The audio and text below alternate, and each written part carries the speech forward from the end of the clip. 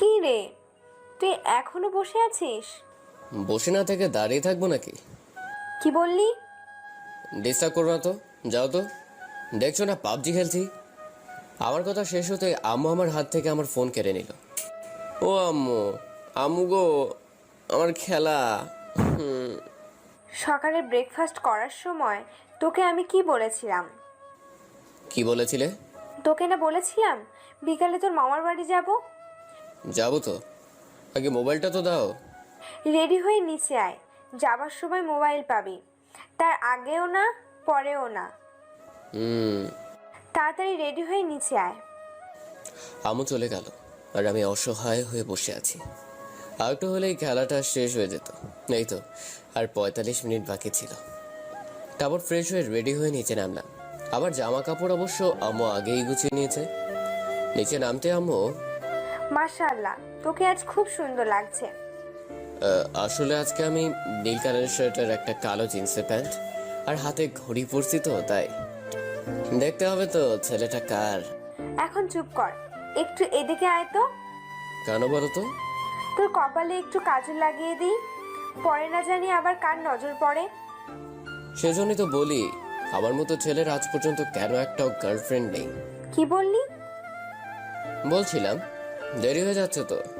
ও তাই তো। আম্মু একটা কথা। আম্মু আমাকে থামিয়ে দিয়ে, এই নে তোর মোবাইল। তারপর বিকেল 5টার বাসে করে মামার বাড়ি রওনা হলাম, কুমিল্লা টু চট্টগ্রাম। ও হ্যাঁ, এবার আমার পরিচয়টা দিয়ে ফেলি। আমি অব্র, বাবা মায়ের একমাত্র সন্তান। আমার আব্বু অফিসে কাজে প্রায় বিদেশ থাকে, আর আমি এবার ইন্টার ফার্স্ট ইয়ারে পড়ি। রাতে 9টায় মামার বাড়িতে পৌঁছালাম। বাড়িতে ঢুকতেই, ভাইয়া কেমন আছিস? এতক্ষণ ভালো ছিলাম না, তোকে দেখার পর ভালো আছি। অভ্র, কেমন আছো? আলহামদুলিল্লাহ ভালো। আপনি? ভালো। তুমি তো আমাদের এখানে আসোই না। এবার থেকে আসবো। আজ 4 বছর ধরে একই কথা শুনে যাচ্ছি রে ভাগ্নে। আসলে মামা, পড়াশোনা যে চাপ, সময় তো পাই না। সারাদিন মোবাইল টিপলে সময় পাবি কই? এই রে, আম্মু তোমার প্রেস্টিজ একদম পাঞ্চার করে দিল। মামি, আমরা কি বাইরে দাঁড়িয়ে থাকবো নাকি ভিতরে আসবো? রাত্রে হালকা পাতলা খেয়ে ঘুমিয়ে পড়লাম। সকালে ঘুম ভাঙতে দেখি একটা মেয়ে আমার পাশে বসে আছে। আপনি এই রুমে কেন? আসলে আমি ঘুমাচ্ছিলাম, আর যখন ঘুম ভেঙে যায় তখন দেখি মেয়েটি আমার পাশে বসে আছে। ভালো লাগছে তাই? ফাইজলামি করেন। হঠাৎ আম্মু আমার রুমে এসে, অভ্র তাড়াতাড়ি নিচে আয়, আর নীলা তুইও আয়। জি ফুপু। আম্মু উনি কে? তোর মামা তো বোন। আম্মু এ বলেই নিচে চলে গেল, সাথে নীলাও। আসলে আমি মামার বাসায় আজ 4-5 বছর যাবত আসি না, আর খুব ছোট থাকতে নীলার সাথে দেখা হয়, তাই ওকে চিনতে পারিনি। তারপর আমি ফ্রেশ হয়ে নিচে আসলাম। নীলামা, অভ্রকে নাস্তা দে তো। জি আম্মু। তারপর নাস্তা সেরে উপরে চলে আসলাম কাজ করতে, আই মিন পাবজি খেলতে। আসবো? আমি খেলার দিকে একবারে চেয়ে, আরে বাইরে দাঁড়িয়ে কেন, আসুন। কি করিস? পাবজি খেলি। ও। তারপর নীলা এসে আমার পাশে বসলো। হ্যাঁ, আপনাদের তো একটু বাচ্চাদের মতো লাগে। আমি দরজার কাছে গিয়ে হাসতে হাসতে বললাম, কি বললি? আপু, নীলা আপু। তবে রে। নীলা আমার দিকে এগিয়ে আসতে আমি পালিয়ে গেলাম। দুপুরে খাবার খাওয়ার সময় মামি বলল, অভ্র, তোমার কোনো কিছুর প্রয়োজন হলে নীলাকে বা আমাকে বলবে। জি। তারপর বিকেল আমরা সবাই মিলে গল্প করছিলাম, তখন নীলা উপর থেকে এসে, আম্মু, আমি রিদির বাসায় যাচ্ছি। নীলা একটু জোরেই বলল, তাড়াতাড়ি চলে আসছিস? আম্মু, বলছিলাম যে অভ্রকে আমার সাথে নিয়ে গেলে। এতে বলার কি আছে? আর এমনিতেও ছেলেটা বাইরে থেকে ঘুরে আসেনি। অভ্র, তোমার কোনো অসুবিধা আছে নাকি? না। তারপর আমি আর নীলা একটা রিক্সা করে যাচ্ছি ওনার বান্ধবীর বাসায়। বাসায় পৌঁছতেই ভাড়া মিটিয়ে ভিতরে আসলাম। অবশ্য ভাড়াটা নীলাই দিয়েছে। বাড়িটার ভিতরে ঢুকতে একটা মেয়ে এসে নীলাকে জড়িয়ে ধরল। মনে হয় এটাই রীতি। মেয়েটা দেখতে কিন্তু সেই লেভেলের সুন্দরী। কিরে, কেমন আছিস? ভালো। তুই কেমন আছিস? ভালোই। তোর পাশে এটা কে? আমি কিছু বলতে যাব তার আগে নীলা আমার কাজিন হয়। নীলা আমার দিকে চেয়ে কই, আগে তো কখনো দেখিনি। আমার ফুফাতো ভাই। হ্যাঁ, আমি রিধি। রিধি আমার দিকে হাত বাড়িয়ে আমি অভ্র। আমি রিধির সাথে হ্যান্ডশেক করে নীলার দিকে চেয়ে দেখি ও যেন আমাকে আস্ত খেয়ে ফেলবে। তোরা বস, আমি তোদের জন্য নাস্তা নিয়ে আসছি। রিধি যেতেই নীলা আমার দিকে রাগি চোখে তাকিয়ে। বাসায় যাই, তারপর তোকে। আমি জানি বাড়িতে গেলে আজ আর আমার রক্ষে নেই, তবে যাই হোক, বোম তো বাসায় গেলে ফাটবেই, তার আগে আর একটু জ্বালিয়ে নেই। একটু পর রিধি এসে নাস্তা নিয়ে গেল। আপনিও বসুন না আমাদের সাথে। তুমি করে বললে খুশি হব। শুধু তুমি নাকি আরো অন্য কিছু? রিধি লজ্জায় লাল হয়ে গেছে। নীলার দিকে তাকাতেই দেখি ওর চোখ দিয়ে যেন আগুন পড়বে। তারপর বাসায় চলে আসলাম। তবে আসার সময় নীলা আমার সাথে একটা কথাও বলেনি। সকলের সাথে কথা বলে মনের সুখে রুমে বসে পাবজি খেলছি। তখনই নীলা আমার রুমে এসে দরজাটা আটকে দিয়ে আমার দিকে এগোতে লাগলো। তুমি আমার দিকে এভাবে এগিয়ে আসতেছো কেন? আমি একটু একটু করে পিছনে যেতেই দেয়ালের সাথে আমার পিঠ থেকে গেল। আর নীলা একেবারে আমার কাছে এসে আমার শার্টের কলার ধরে বলল, রিধির সাথে তোর এত কি রে? নীলা আরো জোরে আমার শার্টের কলারটা ধরে, কোথায়? ওর সাথে এত ভাব কিসের? তার মানে নীলা নীলা এই কারণে রেগে আছে। যাক, ওকে একটু জ্বালিয়ে দেখি। তোমার বান্ধবীটা না খুব মিষ্টি। আমার কথাটা শেষ হতে নীলা আমার শার্টের কলারটা ছেড়ে দিয়ে আমার কপালে একটা আদর করে দিল। হঠাৎ এমন কিছু হবে আমি ভাবতে পারিনি। একটু পর ও আমাকে ছেড়ে দিয়ে, আর যদি তোকে রিধির সাথে দেখি তাহলে কিন্তু। নীলার কাণ্ড দেখে আমি লজ্জায় লাল হয়ে গেছি। একটু পর ভাবলাম, শালা আমি তো ছেলে, আমার লজ্জা মানায় না। তুমি যেহেতু বলছো, আমি আর রীতির সাথে কথা বলবো না। মনে থাকে যেন। কিন্তু কি? তুমি যেহেতু বলছো, আমি আর রিধির সাথে কথা বলবো না।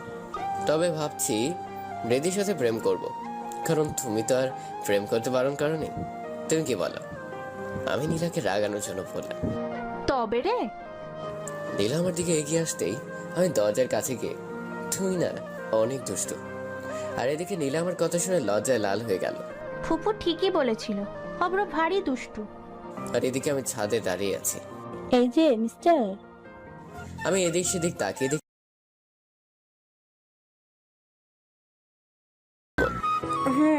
বল। আমার পাশে একটু বসো তো। তোর শরীর খারাপ নাকি? না। কিছু বলবি? সারাদিন আমার সাথে একবারও কথা বলছো? তাই তো। মামি কই? রান্নাঘরে আছো, আমি যাই। তারপর সকলে মিলে রাতের খাবার খেয়ে নিলাম। আপনারা খাইয়ালেন। তারপর হিসু করে রুমে যাই, ঘুমিয়ে পড়লাম। অব্র, ওই অব্র। আম্মু, তুমি কখন আসলে? আমি ঘুমের ঘরে। আমি সাথে সাথে আম্মু ভেবে নীলাকে জড়িয়ে ধরলাম। ওই বজ্জাত, ছাড় আমাকে। আম্মু একটু ঘুমাতে দাও না। আমি আরো শক্ত করে জড়িয়ে ধরলাম। আর নীলা মনে মনে বলছে, বদমাসটা ওর আম্মু ভেবে আমাকে জড়িয়ে ধরে আছে। আমিও তো চাই ও আমাকে এভাবে। এখন যদি কেউ আমাদের এভাবে দেখে ফেলে তখন? অভ্র, আমি নীলা। কি? আমি ওকে ছেড়ে দিয়ে তারপর উঠে দেখি নীলা। আসলে তাড়াতাড়ি নিচে আয়, সবাই বসে আছে। নীলা এ বলেই চলে গেল। আর আমি বাথরুমে গিয়ে ফ্রেশ হয়ে নিচে আসলাম। অভ্র, এখানে বসো। আমি মামার পাশে বসে, এখানে থাকতে তোর কোনো অসুবিধা হচ্ছে না তো? না। তারপর নাস্তা সেরে সোফায় বসে টেলিভিশনে মোটু পাতলু দেখতে লাগলাম। অভ্র, আমার সাথে একটু মার্কেট যাবি? বিরক্ত করো না তো। প্লিজ চল না। এই দেখছো না কার্টুন দেখছি, ডিস্টার্ব করো না তো। আমি আবার কার্টুন দেখায় মনোযোগ দিলাম। তুই যাবি নাকি যাবি না? না। ফুপু, ও ফুপু। আমি এবার আমাদের কাছে এসে, কি হয়েছে? দেখো ফুপু, তোমার ছেলেকে বলছিলাম আমার সাথে একটু মার্কেট যেতে, সে নাকি যাবে না। কি রে দেখতে পারি? আচ্ছা তুমি এই দিকটায় বসো, আমার আর 1 ঘন্টার মধ্যেই শেষ হয়ে যাবে। আর এদিকে ওর কথা শুনে আমার তো অবস্থা নাজেহাল। এখন আমার একটা গান মনে আসতেছে। মাইয়া ও মাইয়া রে তুই অপরাধী রে। এখানে বসে আছেন যে? পিছনে ফিরে দেখি কালকে রাতের মেয়েটি দাঁড়িয়ে। ইস রে, এখন আমি কি যে করি। নীলাপুর জন্য বসে আছি। আপনি? কিছু জামা কেনার ছিল, তাই কিনতে আসছিলাম। কিনছেন? হুম। চলুন না, দুজনে কফি খেতে খেতে কথা বলি। হুম।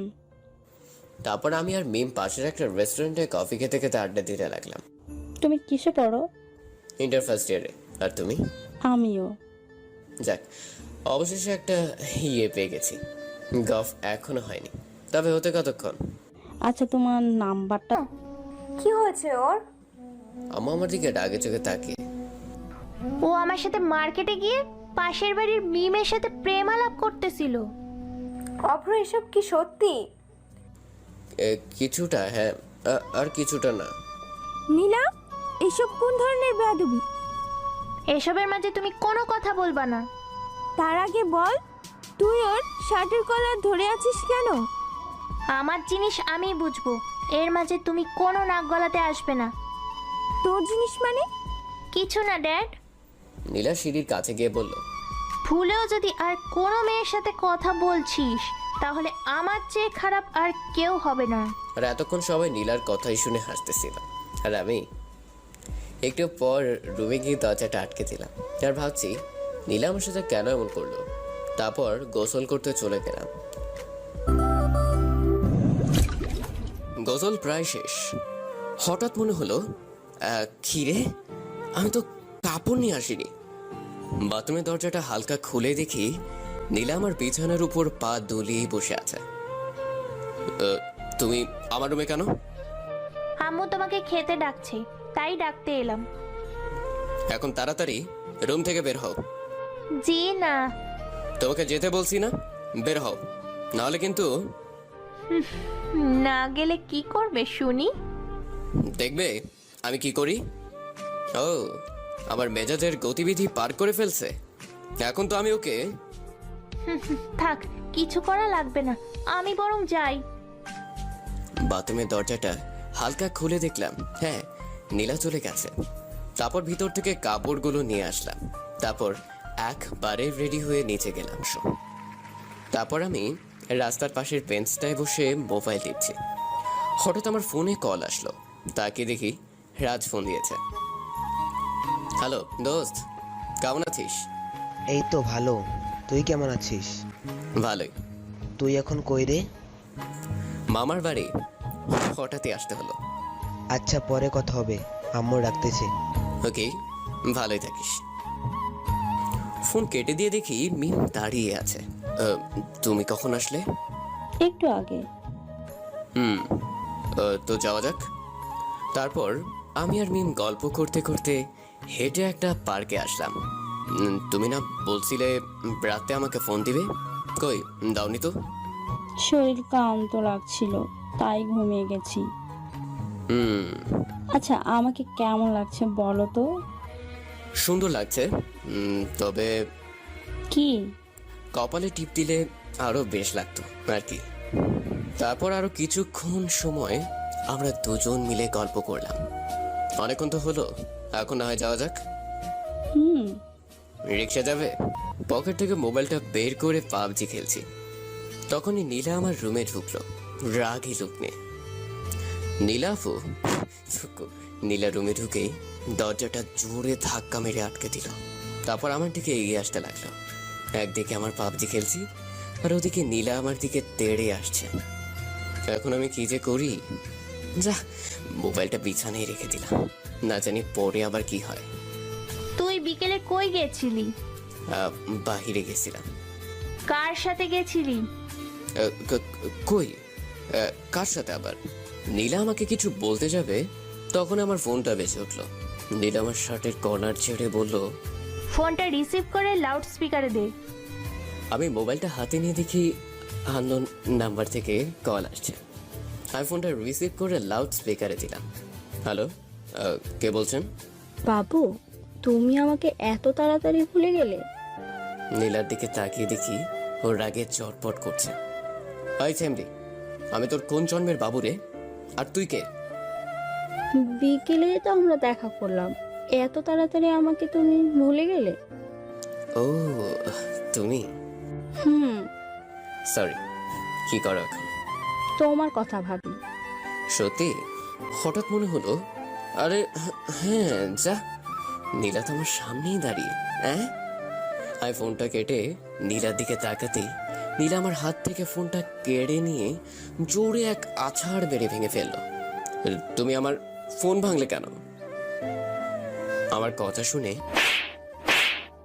নীলা আমার গালে জোরে কষে দুটো থাপ্পড় বসিয়ে দিল। তারপর বলল, মিমের সাথে তোর এত কি? হুম? নীলা এই বলেই আমার গালে আরো দুটো থাপ্পড় বসিয়ে দিল। এদিকে আমার রাগ চরম উপরে উঠে গেছে। দেখো, আমার ভালো লাগছে না, তুমি এখন আমার রুম থেকে যাও। আমি আর কিছু না বলে আমার ফোনটা নিচ থেকে কুড়িয়ে নিলাম। তবে ফোনটা হাতে নিয়ে দেখি ফোনটা দুভাগ হয়ে গেছে। নীলা একবার আমার দিকে চেয়ে রুম থেকে চলে গেল। রুমের দরজাটা আটকে দিয়ে কাঁদতে লাগলাম। আমার কত শখের ফোন ছিল এটা, 30,000 দিয়ে নতুন কিনেছি। ফোনের কথা মনে হতেই আমার কান্না আসে। আর ওদিকে নীলা একা একা। আমি কি কাজটা ঠিক করেছি? নীলা এসব ভাবতে ভাবতে কখন যে খাবার সময় হয়ে গেছে। তারপর নীলা নিচে গিয়ে দেখে সবাই খাবার টেবিলে বসে আছে, শুধু অভ্র বাদে। নীলা, অভ্রকে ডেকে নিয়ে আয় তো। হুম। তারপর নীলা আমার রুমের কাছে গিয়ে, অভ্র, অভ্র, দরজাটা খুলো। আমি বিছানায় থেকে উঠে দরজাটা খুলে দিয়ে আবার ভিতরে এসে বসলাম। নীলা ভিতরে এসে, নিচে আয়, খেতে ডাকছে। আমার খিদে নেই, তুমি আসো। নীলা মনটা খারাপ করে আমার দিকে চেয়ে দেখে ভাবছে, ইস, ওকে তখন থাপ্পড় মারা আমার উচিত হয়নি। ওর গাল দুটোতে দাগ লেগে আছে আর চোখগুলো লাল হয়ে আছে, বোধহয় কান্না করেছে। আমি ওকে থামিয়ে, আমার ঘুম আসছে, তুমি বরং আজ আসো। নীলা মন খারাপ করে নিচে চলে গেল। আমি আর দরজাটা আটকে দিয়ে ঘুমিয়ে পড়লাম। নীলা নিচে যেতেই, কি রে, অভ্র কই? ওর নাকি খিদে নেই। আচ্ছা আম্মু, আমি যাই। তুই খাবি না? না। এ বলেই নীলা রুমে গিয়ে দরজাটা আটকে দিয়ে কাঁদতে লাগলো। আর ওদিকে নিচে অভ্র আর নীলার দুজনের মধ্যে মনে হয় কিছু একটা হয়েছে। আমারও মনে হয়, কারণ নীলাকে দেখে মনে হচ্ছে ওর মন খারাপ। আমারও। আচ্ছা, আমরাই খেয়ে নিই, সকালে ওদের ব্যাপারটা নিয়ে কথা বলা যাবে। তারপর যে যার মতো খেয়ে ঘুমাতে চলে গেল। আর এদিকে মোবাইলের কথা মনে আসতেই আমার কান্না যেন আরো বাড়ছে। আমাকে আরো দুটো থাপ্পড় মারলেও আমি কিছু মনে করতাম না, আর সে কিনা আমার খুলিজায় আঘাত করছে। বাস্তবে কিন্তু আমি এমনই। আজকে খুব সকালে আমার ঘুম ভেঙে গেল। তারপর ফ্রেশ হয়ে নিচে নামতেই, কি রে, তুই আজ এত সকালে ঘুম থেকে উঠলি যে? এমনি। তোর ফোনটা দে তো, তোর আব্বুকে একটা কল দিতাম। ফোন নেই। ফোন নেই মানে? ভেঙে গেছে। আমি আর কিছু না বলে বাইরে চলে আসলাম। বাইরে ঘোরাঘুরি করে 9টার দিকে বাসায় গেলাম। তারপর নাস্তা করে রুমে যেতেই নীলা আমার রুমে এসে, অভ্র, আমি নীলাকে থামিয়ে দিয়ে, সকালে বাইরে গেছিলাম, তাই তুমি এখন আমাকে মারতে আসছো, তাই না? মারো। নীলা কান্না করতে করতেই চলে গেল। নীলা কান্না করলে আমার কি, ওর থেকেও আমি বেশি কান্না করেছি আমার ফোনের জন্য। তারপর নিচে চলে আসলাম। আম্মু, ও আম্মু। এইভাবে ষাঁড়ের মতো চিল্লাইতেছিস কেন? এখানে সার আসলো কই থেকে? কি বলবি তাড়াতাড়ি বল, আমার মেলা কাজ পড়ে আছে। আমি একটু বাহির থেকে ঘুরে আসি। এটা আবার বলা লাগেনি। আচ্ছা আম্মু, আমি যাই। তারপর আমি মিমের বাসার সামনে এসে কলিং বেল বাজাতেই একজন মাঝ বয়সী মহিলা এসে দরজাটা খুলে দিল। কে তুমি বাবা? আমি অভ্র। আন্টি, মিম কি ভিতরে আছে? ও, তুমি অভ্র? আপনি আমাকে চেনেন? মিমের কাছ থেকে শুনেছি। আরে বাইরে দাঁড়িয়ে কেন, ভিতরে আসো। আমি ভিতরে এসে সোফায় বসে আন্টির সাথে কথা বলছি। আম্মু, কে আসছে? নিজে এসে দেখে যা। মিম এভাবে এসে দেখলো আমি আর আন্টি বসে আছি। তখন মিম, অভ্র, তুমি কখন আসলে? এই তো এখন। মিম, তুই ওর সাথে বসে গল্প কর, আমি ওর জন্য নাস্তা বানিয়ে আনি। তারপর আন্টি কিচেনে চলে গেল আর মিম আমার পাশে এসে বসলো। মিম, চুপ হয়ে কেন? আসলে মিম আমার সাথে কথা বলছে না। তোমার ফোন বন্ধ কেন? এতক্ষণে বুঝলাম ও কেন রেগে আছে। ফোন নেই, মানে ভেঙে গেছে কিভাবে? হাত থেকে পড়ে। আমি ওকে সত্যিটা বলিনি, সত্যিটা বললে ওর মন খারাপ হয়ে যেত। তারপর আন্টি এসে নাস্তা দিয়ে গেল। আমি আর মিম নাস্তা খেয়ে বাইরে ঘুরতে চলে গেলাম, আর ওদিকে সোফায় বসে কথা বলছে। নীলার কি হয়েছে? আমি কিভাবে জানি? আমার কিন্তু ব্যাপারটা ভালো লাগছে না। মানে? অভ্র, ওরও কিন্তু মন খারাপ। আচ্ছা, ওদের দুজনের মধ্যে কোনো ঝামেলা হয়নি তো? হতেও পারে। তারপর আম্মু নীলার রুমে গিয়ে নীলার পাশে বসলো। নীলা মা, জি ফুপু। তোর কি হয়েছে সত্যি করে বল তো। নীলা আম্মুকে জড়িয়ে ধরে কেঁদে দিল। কি রে, কাঁদছিস কেন? আমাকে বলবি না? তারপর নীলা আম্মুকে সবটা বলল। ও, তাহলে এ ব্যাপার। ধুর পাগলি, এজন্য কেউ কি মন খারাপ করে থাকে? ও তো আমার সাথে কথা বলে না। কিছুদিন যাক, দেখবি সব ঠিক হয়ে যাবে। তারপর আম্মু নিচে চলে গেল, আর এদিকে আমি বাসায় ফিরে গোসল করে নিলাম। দুপুরে সবাই মিলে খাবার খেয়ে নিলাম। বিকেলে রুমে বসে আছি, হঠাৎ অভ্র, পিছন থেকে আমি পিছন ফিরে দেখি নীলা আমার রুমে। ওকে দেখে তো আমার মেজাজ। তুমি আমার রুমে কেন? তোর সাথে আমার কিছু কথা আছে। তোমার সাথে আমার কথা নাই। হঠাৎ নীলা আমাকে একটা প্যাকেট দিল। খুল।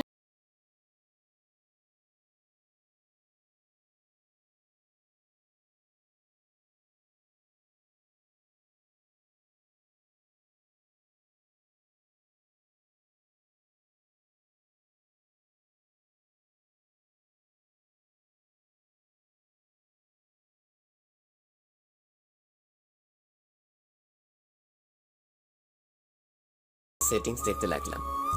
নীলা দরজার কাছে গিয়ে আমার দিকে তাকিয়ে ও মনে মনে বলছে, মোবাইলকে কত ভালোবাসো, ওর মতো আমাকে এত ভালোবাসলে কি এমন হতো? ফোনের সেটিংস ঠিক করতেই প্রায় সন্ধে পেরিয়ে গেল। হঠাৎ আম্মু আমার রুমে এসে, কি করস রুমে বসে? গেম খেলি। আমি অবশ্য এখন পাবজি খেলছি। কি রে, ফোন না নষ্ট হয়ে গেছে? তাহলে নীলা কিনে দিয়েছে। আজ তুই কি সত্যিই কিছুই বুঝোস না? আমি আবার কি বুঝি না? আমি ফোনটা রেখে আচ্ছা, আমি যাই। আম্মু নিচে চলে গেল, আর আমি ফ্রেশ হতে গেলাম। একটু পর রেডি হয়ে নিচে চলে আসলাম। তারপর সবাই মিলে নাস্তা করে নিলাম। অভ্র, জি মামা। তারপর আমি গিয়ে মামার পাশে বসলাম। তোকে একটা কথা বলার ছিল। বলো। কাল সকালে রেডি থাকিস। কেন? নীলার সাথে এক জায়গায় যাবি। ও, তারপর আমি সোজা নীলার রুমের সামনে এসে, আসবো? কি করো?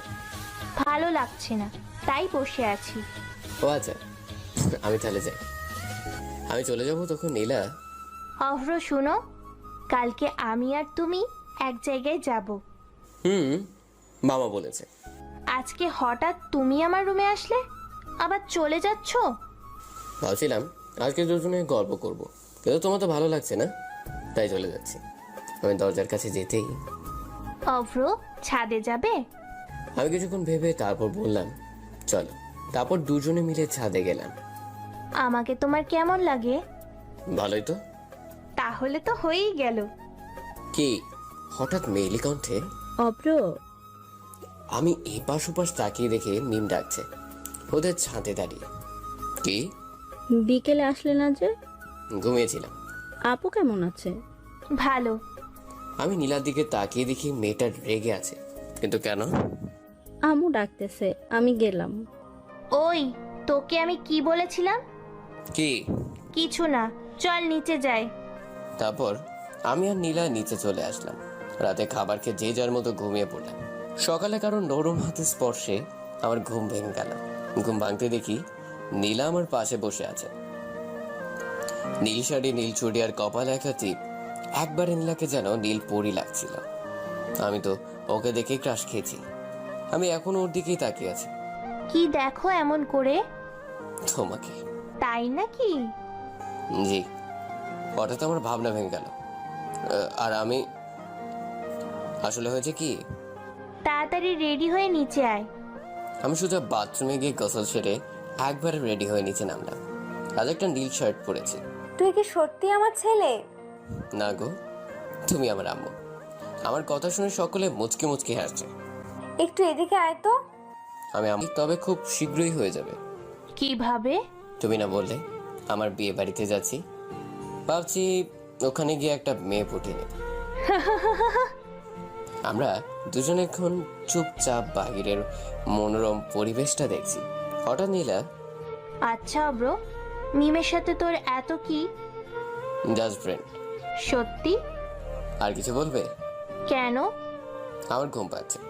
না, আচ্ছা তুই ঘুমা। তারপর আমি ঘুমিয়ে পড়লাম। আর নীলা মনে মনে ভাবছে মিমের সাথে আমাকে এই ব্যাপারে কথা বলতে হবে। আর এখন সমস্যা হলো হৃদি। আর এদিকে আমি ঘুমের মাঝে নীলার ঘাড়ে মাথা রেখে ঘুমিয়ে আছি। আর নীলা আমার মাথায় হাত বুলিয়ে দিচ্ছে। অব্র উঠ। কি হয়েছে? ও, তারপর আমি আর নীলা রিক্সা করে একটা বিয়ে বাড়ির সামনে এসে দাঁড়ালাম। বোধহয় এটাই ওর বান্ধবীর বাড়ি। যাই হোক, ভিতরে গিয়ে দেখি নীলার কথা শুনে আমি তো অবাকের শেষ পর্যায়ে। আমি আবার কবে বিয়ে করছি? দুলা ভাই কেমন আছেন? এই তো মাইনকা চিপায় থাকলে যেমন থাকে আর কি। দুলা ভাই কিছু বললেন নাকি? না গো শালিকা, তবে ভাবছি। নীলার ঈশিতা আমার দিকে চেয়ে আছে যে আমি কি বলি। আমরা কি বাইরেই দাঁড়িয়ে থাকবো? ঈশিতা আমার কথা শুনে বোধহয় লজ্জা পেয়েছে, কারণ ও মাথাটা নিচে করে আছে। চলুন। তারপরে আমি আর নীলা ভিতরে গিয়ে সবার সাথে পরিচয় হয়ে নিলাম। পরে ঈশিতা আমাদের একটা রুমে নিয়ে গেল। নীলু, তোরা দুইজনে ফ্রেশ হয়ে নে, আমি তোদের জন্য নাস্তা নিয়ে আসি। হুম। ঈশিতা রুম থেকে যেতেই আমি দরজাটা আটকে নীলার কাছে গিয়ে দাঁড়ালাম। এটা কি হলো? যেমনটা হওয়ার কথা ছিল ঠিক তেমনটা। তাই বলে? ওলে বাবালে, আমার বাবুটা বুঝি রাগ করেছে? আমি তো নীলার কাণ্ড দেখে লজ্জায় লাল হয়ে গেলাম। ওই আমার গাল টানবা না। কেন গো? ওটা আমার বউয়ের সম্পত্তি, বুঝলা? নীলা আমার কথা শুনে লজ্জায় লাল হয়ে গেছে। আমিও হারামি কম কিসে। আমি বললাম, তোমাকে গাল দুটো না হেব্বি কিউট। আমি বলে নীলার গাল দুটো ছুঁড়ে একবার টেনে দৌড়ে বাথরুমে চলে আসলাম। একটু পর বাথরুম থেকে বের হয়ে আসলাম, দেখলাম ঈশিতা বসে আছে। যাক বাবা, বাঁচা গেল। দুলা ভাই নাস্তা করে নেন। তারপর আমি আর নীলা নাস্তা করে নিলাম। একটু পর ঈশিতা আমাদের রুমে এসে যেতেই নীলার দরজাটা আটকে দিয়ে আমার দিকে উপরে লাগলো। তুমি আমার দিকে এভাবে আসছো কেন? আমি একটু একটু করে পিছনে যেতেই এবার দেয়ালের সাথে আমার পিঠ ঠেকে গেল। নীলা এবার আমার সামনে এসে, তখন কি যেন বলছিলি আমায়? মনে পড়ছে না তো? আমি আসলে ভয়ে আমার অবস্থা শেষ। আমার গাল দুটো হেব্বি কিউট, তাই না গো বাবু? এই না। নীলা এবার আমার হাতটা ওর গালে দিয়ে বললো, তখন আমাকে একথা বলার জন্য শাস্তি পেতে হবে। কি? আমি হাতটা ছাড়তে যাচ্ছি, কিন্তু নীলার জন্য পারছি না। আমার একটা আদর করতে হবে। অসম্ভব। তুই আমাকে আদর না করলে কিন্তু আমি তোর নামে আন্টির কাছে বিচার দেব। যে তুই আমাকে জোর করে কিস করেছিস। কিন্তু এসব করো না। ঠিক আছে, এসব করব না, তবে আমায় আগে আদর করো। ও বা, এই বাইয়ার তো দেখি লজ্জা শরম বলতে কিচ্ছু নাই। আর থাকবেই বা কেন? এখানে আসার সময় ওর বান্ধবীরে বলে কিনা আমি জামাই। আচ্ছা ঠিক আছে, আগে চোখ বন্ধ করো। জি না, এটা হচ্ছে না। তাহলে আমিও আদর করবো না। আমার কথা শেষ হতে নীলা চোখ দুটো বন্ধ করে নিল। আর আমি ওর মুখটার দিকে চেয়ে আছি। মনের অজান্তেই ওর চোখের সামনে থাকা চুলগুলো আমার হাত দিয়ে সরিয়ে দিলাম। তারপর আমি ওর গালে একটা আদর করলাম। আমি ওর দিকে তাকাতেই দেখি ও আমার দিকে এক পলকে তাকিয়ে আছে। আর আমি তো লজ্জায়। তোর গাল দুটো এত লাল কেন রে? নিজে আমাকে লজ্জায় ফেলে আবার বলতেছে সময় একদিন আমারও আসবে। থাক, আর লজ্জা পেতে হবে না, চলো নিচে যাই। আমি মোটেও লজ্জা পাচ্ছি না। আমি ওর হাত থেকে আমার হাতটা সরিয়ে, সেটা তো দেখতেই পাচ্ছি। তারপর নিচে গিয়ে সবাই মিলে খাবার খেয়ে নিলাম। আমি রুমে এসে বসে আছি, আর ওদিকে নীলা ওর বান্ধবীগুলোর সাথে আড্ডা দিচ্ছে। আমার পিচ্চি বরটা কি করছে শুনি? আপু, তুমি আমাকে কি বললে? আমাকে আপু বলা? তোর ছোটাচ্ছি। নীলা দরজাটা বন্ধ করে আমার কাছে এসে আমাকে ধাক্কা মেরে বিছানায় ফেলে দিল। তারপর ও আমাকে জড়িয়ে ধরে আমার বুকের উপর শুয়ে পড়ল। আমি ওকে আমার সর্বোচ্চ শক্তি দিয়ে আমার থেকে উঠানোর চেষ্টা করছি, কিন্তু ওর সাথে পেরে উঠছি না। নীলা, কেন করতেছো এসব? অভ্র, আমাকে জড়িয়ে ধরে ঘুমাবি প্লিজ? তুই যদি আমাকে জড়িয়ে ধরে না ঘুমাস তাহলে আমি ফুপিকে বলুম তুই আমাকে জোর করে কিস করেছিস। আমি তো তোমার ভাইয়ের মতো, এসব না করলে হয় না। আপন ভাই তো না। আমি কিন্তু আপন ভাবি। নীলার সাথে সাথে আমার ঠোঁট জোড়া নিজের কবলে নিয়ে এলো। তার একটু পর ও আমাকে ছেড়ে দিয়ে বলল, জড়িয়ে ধরে ঘুমাবি নাকি আবার দিব? এই নাক আমি জড়িয়ে ধরেছি বলো তো? আমি ওকে জড়িয়ে ধরার পরও আমার সারা গালে মুখে আদর দিতে লাগলো। আমি তো লজ্জায়। একটু পর আমাকে শক্ত করে জড়িয়ে ধরে ঘুমিয়ে পড়লো। খানিকক্ষণ পর আমারও চোখ বুজে আসলো। বিকেলে আমার ঘুম ভাঙতে দেখে নীলা আমাকে শক্ত করে জড়িয়ে ধরে ঘুমিয়ে আছে। নীলা ঘুমিয়ে থাকার যেন নিষ্পাপ বাচ্চাদের মতো লাগছিল, আর ওর চুলগুলো ওর চোখের সামনে থাকায় ওকে না যা লাগতেছিল। ওই কি হয়েছে? আমি একটু ঘুমাই না। ভাবছিলাম বিকালে আমরা একটু ঘুরতে যাব, কিন্তু তুমি তো ঘুমাবে। আচ্ছা ঘুমাও, আমি জানি নীলা ইচ্ছে করে ঘুমায় আছে, তাই তো এই কথা বললাম। আমার কথা শেষ হতে নীলা আমার বুক থেকে নেমে সোজা বাথরুমে চলে গেল, আর আমি তো বোকা বনে গেলাম। তুমি এখন এখানে বসে আছো? একটু আগেই না বললে আমরা ঘুরতে যাব? না মানে আমি আর কিছু না বলে সোজা বাথরুমে চলে আসলাম। বাথরুম থেকে বাকিরা আসতেই দেখি নীলা সাজুগুজু, এত সাজুগুজু করতেছে কেন? কোথায় যাবে না নাকি? আমার সাথে তুমিও যাবে? নীলার কথা শুনে একটু আগের কথা আমার মনে হলো। তারপর আমি আর নীলা রেডি হয়ে নিচে গেলাম। কোথাও যাচ্ছে না কি তোমরা? কালকে থেকে তো সারাদিন কাজ আর কাজ, তোমরা বরং ঘুরে আসো। নীলা, উনি কে? উনি হচ্ছেন ঈশিতার আম্মু। আন্টি কেমন আছেন? আলহামদুলিল্লাহ ভালো। আন্টি, ঈশিতা কোথায়? ওকে আমরা সাথে করে নিয়ে যাই। ও কিভাবে যাবে? ও তো ঘুমাচ্ছে। আচ্ছা তোমরা যাও, আর হ্যাঁ তাড়াতাড়ি চলে এসো। তারপর আমি আর নীলা বাইরে এসে, নীলা আমরা কোথায় যাব? ওই দিকটায় চলো। আমরা দুজনেই হাঁটছি। নীলা একটা রিক্সা ডাকে। আমরা হেঁটে যাব। তারপর আর কি নীলার সাথে হাঁটতে লাগলাম। একটু দূর যেতেই নীলা দৌড়ে রাস্তার ওপাশে ফুচকা দোকানে চলে গেল। চালান মাইয়া হয়েছে এক জাতের। মামা, চাল বেশি দিয়ে 1 প্লেট ফুচকা দেন। আমি গিয়ে নীলার পাশে বসলাম। একটু পর দোকানে ফুচকা দিতেই নীলা একটা খুঁড়ে খেতে লাগলো, আর আমি খাও। আমি এসব ছাইপাশ খাই না।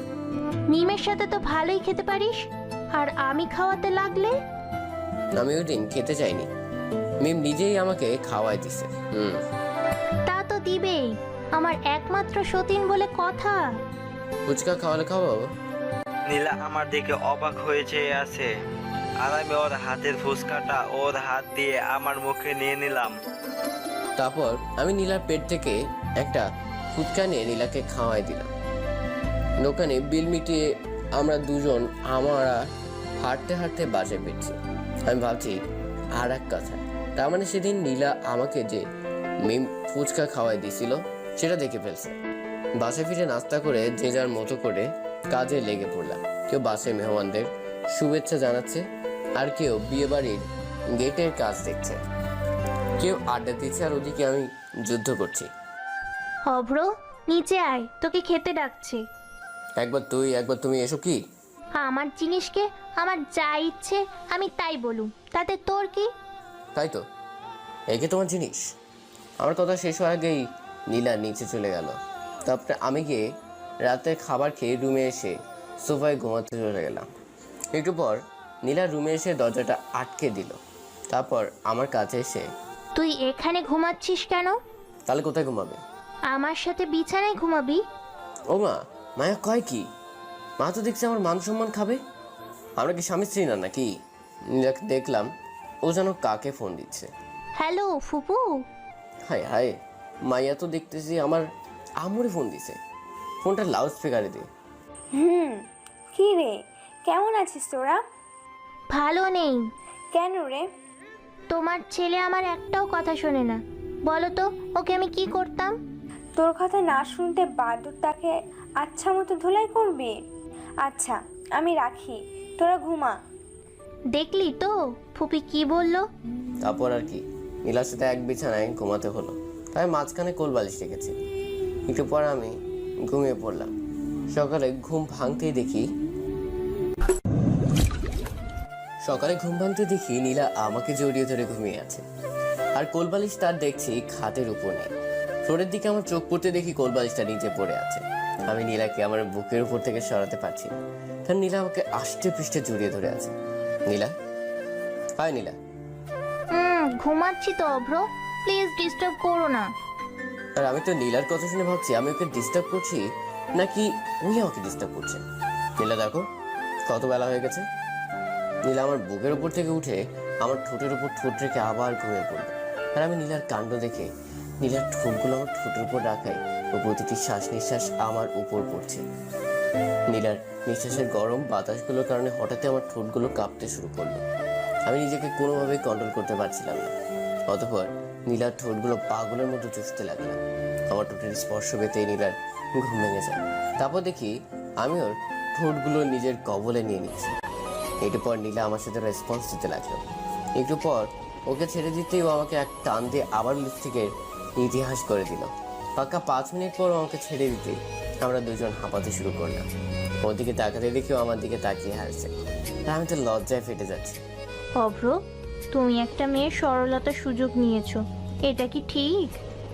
বাবা, আগে যে উনি আমাকে এসব করতো তখন বুঝি আমার সরলতার সুযোগ নেয়নি, আর এখন আমি করলেই দোষ? তারপরেও আমার একটা অ্যাক্সিডেন্টই ছিল, তবে যাই বলুন না কেন ওইটা কিন্তু সেই ছিল। অভ্র, তোমার ঠোঁটগুলো এত মিষ্টি কেন? আমার কথা শুনে আমি তো, তোমার কি লজ্জা করে না এসব বলতে? লজ্জা করতে যাবে কেন? তুমি তো আমার ভবিষ্যৎ হাজবেন্ড। নীলা এবার আমার কাছে এসে আমার কপালে একটা আদর মেখে দিয়ে বললো, আজ থেকে কোনো মেয়ের সাথে কথা বলবি না, শুধু আমার সাথে কথা বলবি। নীলার দিকে তাকাতে দেখি নীলার গালগুলো টমেটোর মতো লাল হয়ে গেছে। আর নীলা মনে মনে বলতেছে, বজ্জাত তো আমায় লজ্জায় ফেলে দিয়ে আবার বলতে চাও? বাবা, তোমারও দেখি লজ্জা আছে।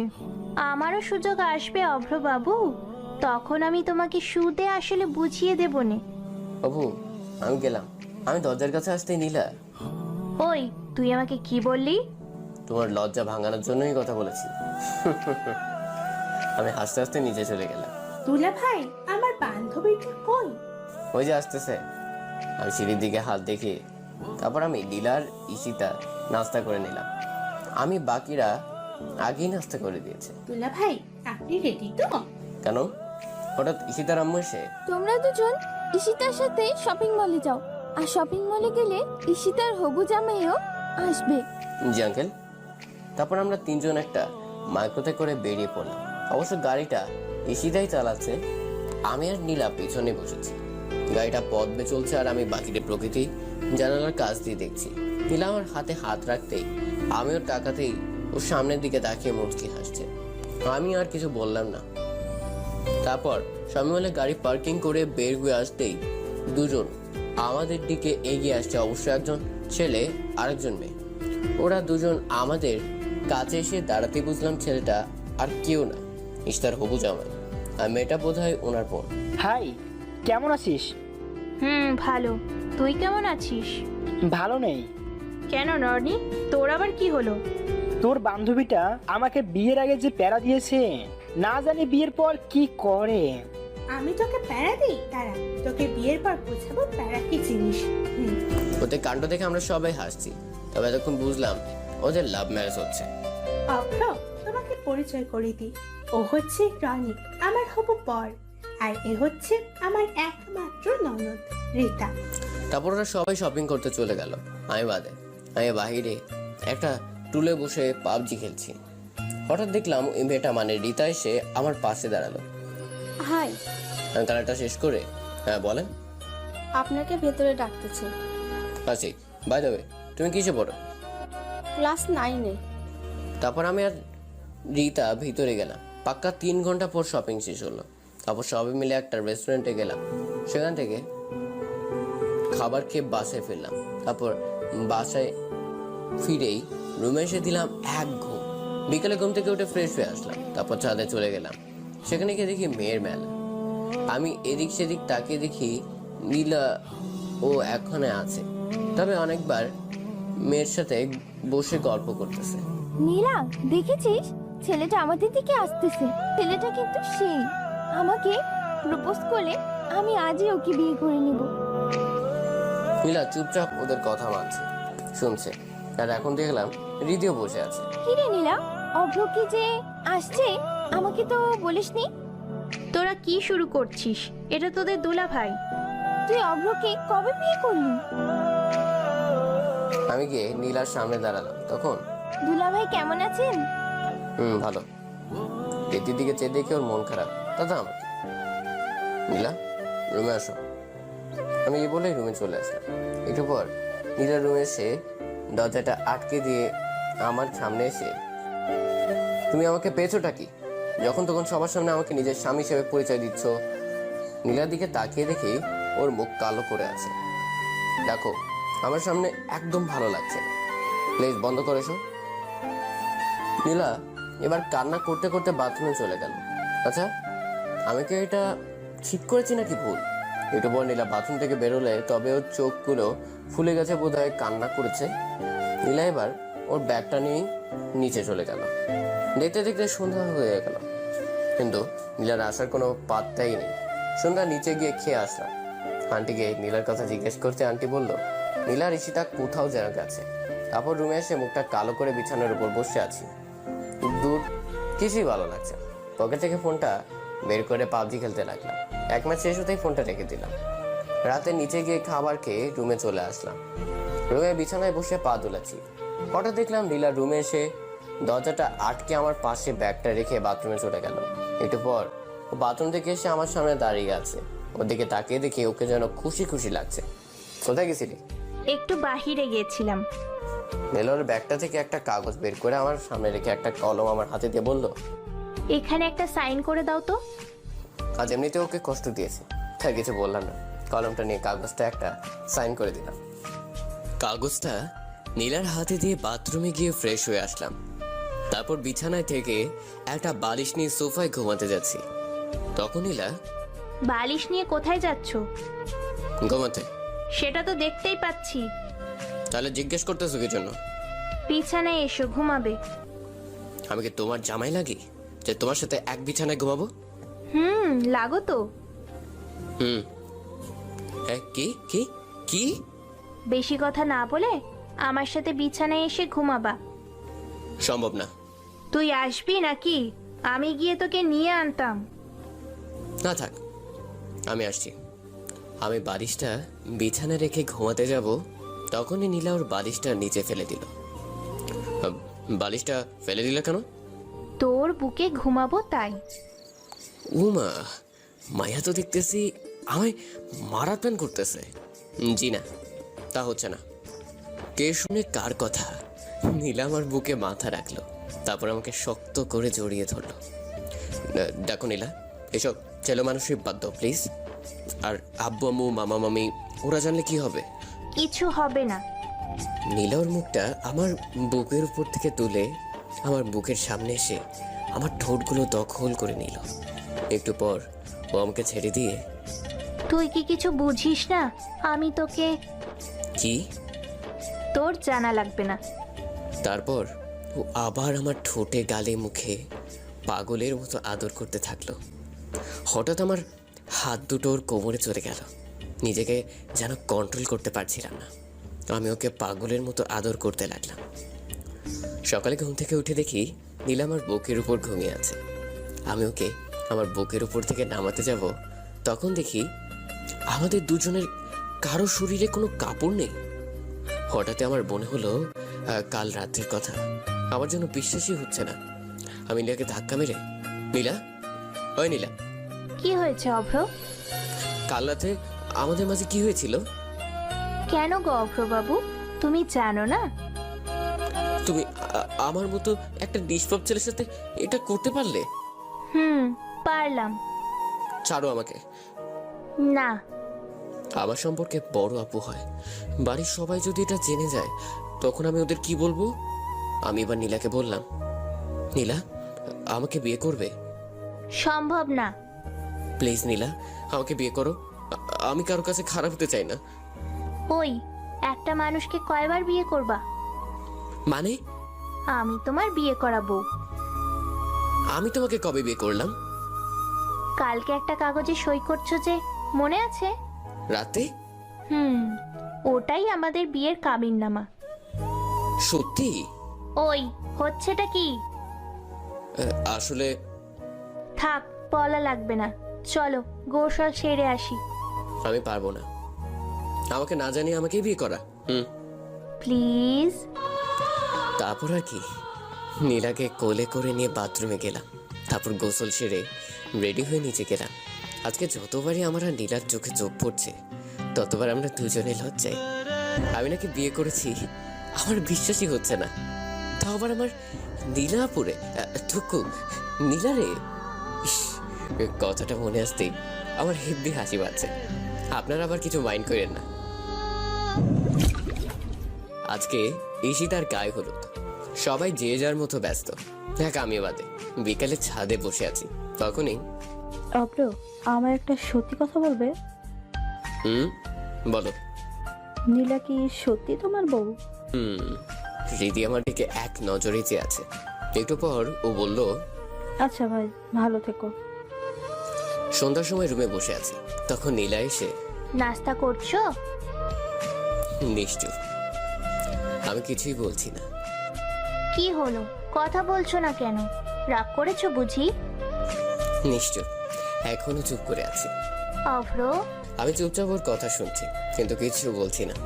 আসলেও আজকে সারাদিন আমার সাথে একবারও দেখা করেনি, তাই নীলা গিয়ে দরজাটা আটকে বা সোজা আমার কোলে এসে বসলো। শালার মাইরি, আমি তো হেব্বি লজ্জায় পড়ে গেলাম। যাই হোক, আমি ওর দিকে তাকাতেই পারছি না, আর ও আমার দিকে তাকিয়ে হাসছে। আমি ওর দিকে তাকাতেই ও আমার দিকে যে দুষ্টু হাসি দিচ্ছে। নীলা, কি হচ্ছে এসব? আসলে আমার সাথে যা শুরু করছে। এখনো তো কিছুই হয়নি, তবে এবার হবে। মানে? নীলার হাত দিয়ে আমার চোখ দুটো বন্ধ করে দিল। তারপর আমার ঠোঁটে ও ঠোঁট বসিয়ে দিয়ে পাগলের মতো চুষতে লাগলাম। একটু পর ও আমাকে ছেড়ে ধাক্কা মেরে বিছানায় ফেলে দিল। তারপর আমার বুকের উপর ওর মাথাটা রেখে শক্ত করে জড়িয়ে ধরলো। আমি ওর চুলে বিলি কেটে দিচ্ছি, আর পাগলিটা আমাকে জড়িয়ে ধরে আছে। শোনো অভ্র, তুমি শুধু আমার, আর কারণ না, বুঝলে? না। কি বললি? একটু আগেই ও আমাকে কত সুন্দর করে তুমি বলে ডেকেছিল, আর এখন তুই? ওই অভ্রের বাচ্চা। হ্যাঁ গো, মিসেস অব্রের বাচ্চা। তবে রে পাজি।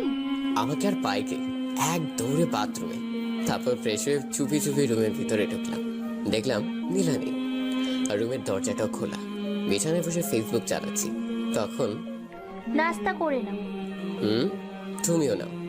তারপর আমরা দুজনে মিলে নাস্তা করে নিলাম। নীলা নাস্তার প্লেট নিয়ে রুমের দরজার কাছে গিয়ে, ইতিশার গায়ে হলুদ, তাই তোমার সাথে একেবারে রাতে ঘুমানোর সময় দেখা হবে। আর হ্যাঁ, ভুলেও কোনো মেয়ের সাথে কথা বলবি না। আচ্ছা নীলা, কি আমাকে জ্ঞান দিয়ে গেল নাকি থ্রেড বুঝতেছি না। যাই হোক, নিচে গিয়ে দেখি কয়েকটা মেয়ে পটাতে পারি কিনা। আপনারা আবার অন্য কিছু ভাবেন না। যাই হোক, নিচে গিয়ে এক ভাইয়ের বাইকের করে ঘুরতে গেলাম। রাতে এসে বাসে এসে দেখি হলুদ অনুষ্ঠান চলছে। আমি নীলাকে খুঁজে পাচ্ছি না। অবশেষে দেখলাম আমার সিনিয়র বউটা হলুদ শাড়ি পরেছে। তাকে দেখতে একবারে হলুদ পরীর মতো লাগছিল। অনুষ্ঠান শেষ হলো রাত প্রায় 3টার দিকে। তারপর ফ্রেশ হয়ে বিছানায় বসে পা দোলাচ্ছি, তখনই নীলা বাকি থেকে এসে ফ্রেশ হতে গেল। একটু পর ও ফ্রেশ হয়ে এসে দরজাটা আটকে দিয়ে আমার পাশে বসলো। আমার বাবুটা কি করে? তার বউয়ের কথা ভাবে। এই রে, আমি বলে ফেলছি। সত্যি? আমার ঘুম পাচ্ছে। আমারও। তারপর আমরা দুজন ঘুমিয়ে পড়লাম। তবে নীলা আমার বুকে মাথা রেখে ঘুমিয়ে পড়ল। সকালে নীলার ডাকে ঘুম ভেঙে গেল। তারপর ফ্রেশ হয়ে আমি আর নীলা নিচে গিয়ে নাস্তা করে আসলাম। দুপুরের দিকে জামাই চলে আসছে, সবাই জামাইকে নিয়ে ব্যস্ত, আর আমার চোখ শুধু নীলাকেই খুঁজছে। হঠাৎ সিঁড়ির দিকে চোখ পড়তে দেখি নীলা একটা নীল শাড়ি পরেছে। আমি এক নজরেই ওর দিকে চেয়ে আছি। ওকে দেখে মনে হচ্ছে আসমান থেকে নামা এক নীল পরি। কি দেখো এমন করে? পরি দেখি। আমি মোটেও এত সুন্দর না। সেটা আমি জানি। কি বললি কুত্তা? এই রে, ওর প্রশংসা করতে গিয়ে আমি আবার কি বলে ফেলছি। ধুর, ঈশিতার বিয়েটা সম্পূর্ণ হলো আর আমাদের ছুটি। আমি আর নীলা বিকেলে বাসে করে বাসায় ফিরছি। অবশেষে রাতে আমরা বাসায় পৌঁছালাম। তবে বাসায় ফিরে আমি অবাক না হয়ে পারলাম না, কারণ পুরো বাসাটা বিয়ে বাড়ির মতো করে সাজানো। বাসার ভিতরে আসতেই আমি একজনকে দেখে দৌড়ে গিয়ে তাকে জড়িয়ে ধরলাম। আব্বু, কেমন আছো? তুই কেমন আছিস? ভালো।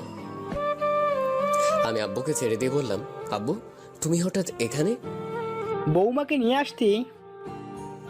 আব্বুর কথা শুনে আমি বোকা বনে গেলাম। আমাকে এমন থাকতে দেখে মামি হালকা হেসে বলল, এখানে অবাক হওয়ার কিছু নেই, নীলা আমাদের সব বলেছে। মানে? তোমার আর নীলার যে বিয়ে হয়েছে সেটা আমরা সকলে জানি। নীলার দিকে তাকাতেই ও আমার দিকে তাকিয়ে একটা চোখ টিপ মারল। জি আম্মু। কি? আম্মুর কথা শুনে আমরা দুজনেই লজ্জায় পড়ে গেলাম, আর তারা আমাদের এমন চাউনি দেখে হাসতে হাসতে শেষ। তোরা দুজনে ফ্রেশ হয়ে আয়। তারপর আর কি, আমি সোজা রুমে এসে বাথরুমে চলে গেলাম। আর ফ্রেশ হয়ে এসে দেখি নীলা এই রুমে বসে আছে। তুমি এই রুমে কেন? মানে? আমার রুমে তুমি কেন এসেছো? ভুলে যেও না অভ্র, আমি তোমার স্ত্রী। সেটা না হয় বুঝলাম, কিন্তু আমাকে না জেনে বাসার সবাইকে আমাদের বিয়ের বিষয়টা বলা কি ঠিক হয়েছে? ওরা প্রথম থেকে সবটা জানে। কি? ওই যে আমি তোমাকে অনেক আগে থেকেই ভালোবাসি, আর তুমি এখানে আসার পর থেকে তোমার সাথে আমার যা যা হয়েছে সবটা ওনারা জানে। কি বলছো? সব সত্যি। কিসের কথাও কি ওদের বলেছো? আমার কথা শুনে নীলা তাড়াতাড়ি ফ্রেশ হতে চলে গেল। তারপর নিচে গিয়ে আমরা সবাই একসাথে খাবার খেয়ে নিলাম। রাতে নীলা আমার বুকে মাথা রেখেই ঘুমিয়েছে। সকালে ঘুম থেকে উঠে দেখি নীলা আমার পাশে নেই। তারপর ফ্রেশ হয়ে নিচে গিয়ে দেখি অনেক লোকজন এখানে। ও, আজ তো আমাদের আবার বিয়ে, মানে আমার আর নীলার। মামিকে ডেকে নাস্তা করে নিলাম। দুপুর 12:30টার দিকে নীলার কয়েকটা ছেলে বন্ধু আমাকে সাজিয়ে নিচে গিয়ে সোফায় বসালো, আর আমার পাশে নীলাকে। তারপর কাজী সাহেব আমাদের বিয়ে পড়ানো শুরু করলো। একটু পর কাজী একটা পেপারে নীলার সাইন নিল। এবার আমি সাইন দিতে যাব, তখনই এই বিয়ে আমি মানি না। হচ্ছেটা কি মিম? তুমি শুধু আমার, আর কারো না। মিমের কাণ্ড দেখে আমরা সকলেই অবাক। আসলে বিয়েটা পারিবারিকভাবে হচ্ছে, তাই বাইরের লোকজন তেমন একটা নেই, শুধু নীলার কাজিন আর আত্মীয় স্বজনরা আছে। নীলা এবার আর চুপ থাকতে পারেনি। ওই ছেমড়ি, তোর সমস্যা কি রে? দেখুন আপু, আপনি চুপ থাকুন, এটা আমার আর অব্রর বিষয়। মিমের কথা শুনে আমি তো শক খেয়ে গেলাম। আর নীলা, আমার বিয়ে ভাঙতে এসে আবার বলিস এটা তোর আর অভ্রের বিষয়, আর আমি চুপ থাকবো? হ্যাঁ দেখুন আপু, আমরা দুজন দুজনকে ভালোবাসি। মিমের এই কথা শুনে আমি আর চুপ থাকতে পারিনি। কে তোমাকে ভালোবাসে? অব্র, তুমি চুপ থাকো, আমি জানি তুমি আমাকেই ভালোবাসো। মিমের কথা শুনে আমি তো এবার নীলা গিয়ে মিমের গালে কষে দুটো থাপ্পড় বসে দিল। নীলা মিমের চুল ধরে টানাটানি শুরু করছে, আর মিম নীলার। মিমের আম্মু এসে ওকে এক পাশে নিয়ে গেল, আর আমি নীলাকে। মামা মামি গিয়ে মিমকে বোঝাতে লাগলো। প্রায় আধ ঘন্টা বোঝানোর পর অবশেষে মিমের আম্মু জোর করে মিমকে ওনার সাথে বাসায় নিয়ে গেল। আর নীলা ভয় আমাকে জড়িয়ে ধরে আছে। নীলা, সবাই দেখছে। নীলা এখনো আমাকে জড়িয়ে ধরে আছে। এবার আমি, নীলা এবার তো ছাড়ো, নাহলে তো বিয়েই করতে পারবো না। নীলা সাথে সাথে আমাকে ছেড়ে দিল। বিয়ের কাজ শেষ করে নীলারকে নিয়ে আমার বাসায় ফিরছি, কুমিল্লায়। বাসায় ভিতরে ঢুকতেই দেখি আমার হারামি বন্ধুগুলো বসে আছে। রাতে ছাদে দাঁড়িয়ে হারামিদের সাথে গল্প করছি। রাত 11টার দিকে ওরা জোর করে আমার বাসার ঘরে ঢুকিয়ে দিল। আমি ভিতরে গিয়ে দরজাটা আটকে সামনে যেতেই নীলা এসে আমার পা ছুঁয়ে সালাম করতে যাবে, তখন তোমার জায়গা এখানে নয় পাগলি, এখানে, বুঝলে? নীলা আমাকে জড়িয়ে ধরে কাঁদতেই আছে, হয়তো আমাকে হারানোর ভয়। ওই পাগলি, খাচ্ছ কেন? আর যদি মিম? তোমার অজু আছে? তারপর আমরা দুজনে 2 রাকাত নফল নামাজ পড়ে নিলাম নতুন জীবন শুরু করার আগে। ওগো, শুনছো? আমার না হেব্বি হাসি পাচ্ছে। কেন? জানি না, ধ্যাত, আমার একটা ইয়ে লাগবে। হবে না। কেন? আমাকে প্রপোজ করছিস? না। তাহলে আগে প্রপোজ কর। কি হলো? বিছানার উপর থেকে একটা গোলাপ ফুল নিয়ে 1000টা ভুল করলেও রেখে দিব শুধরানোর তালিকায়। ভালোবাসি, ভালোবেসে যাব এই হৃদয়ের অট্টালিকায়। আই মিসেস অব্র, আমি তোমাকেই ভালোবাসি আর সারা জীবন ভালোবেসে যাব। I love you. আমিও তোকে ভালোবাসি। নীলা আমাকে জড়িয়ে ধরলো আর আমি ওর কপালে ভালোবাসার পরও সেঁকে দিলাম। হঠাৎ ও আমাকে ধাক্কা মেরে বিছানায় ফেলে দিল, তারপর আমার ঠোঁট জোড়া নিজের কবলে নিয়ে নিল। আর বাকিটা ইতিহাস। আর হ্যাঁ, যেটা বলছিলাম, গল্পটা এখানেই শেষ।